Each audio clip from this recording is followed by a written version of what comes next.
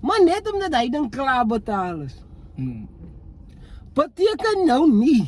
Sy moet nou nog iets niet. Ja, ek het met my ma gestryd en my ma nog geliefd. Yes, like dat. As ek mami, is hy nodig, die banke, ek weet hy sit nou al 'n bietjie diep.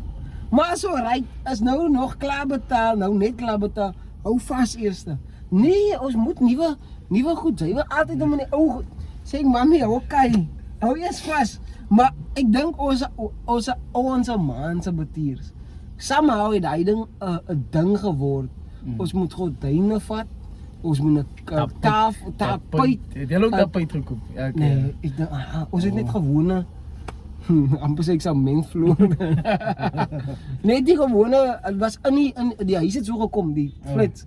Die teel was in die ding alreeds. Okay.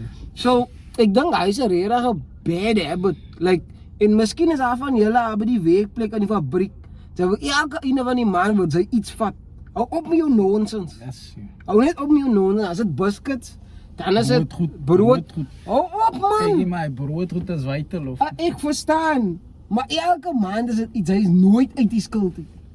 Ek wens regtig ons mense, ek myself.